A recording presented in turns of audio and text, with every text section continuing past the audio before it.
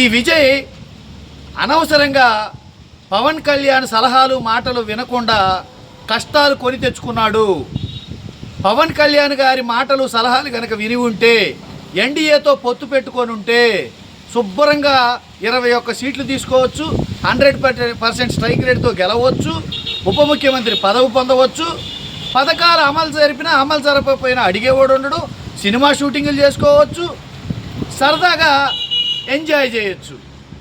అలా వినకుండా సొంతగా పోటీ చేసి డబ్బులు ఖర్చు పెట్టుకొని రిస్క్ తీసుకొని గెలిచి 108 స్థానాలు కైవసం చేసుకొని ఇప్పుడు ముఖ్యమంత్రి పదవి పొంది పథకాలు అమలు జరపాలా, సీఎం పదవి పోషించాలా, పరిపాలన చెయ్యాలా? ఇన్ని కష్టాలు అతనికి అవసరమా? పైగా ఈ ఎన్డీఏతో పొత్తు పెట్టుకుంటే 15 ఏళ్ల పాటు వాళ్ళు చెప్పినట్టు వినొచ్చు, బానిసగా ఉండొచ్చు, వాళ్లే ఖర్చులకు డబ్బులు ఇస్తారు, మనం పెట్టుబడి పెట్టే పని లేదు, మనం పిలిచినప్పుడు వెళ్ళి 4 డైలాగులు చెప్పొస్తే సరిపోద్ది కదా.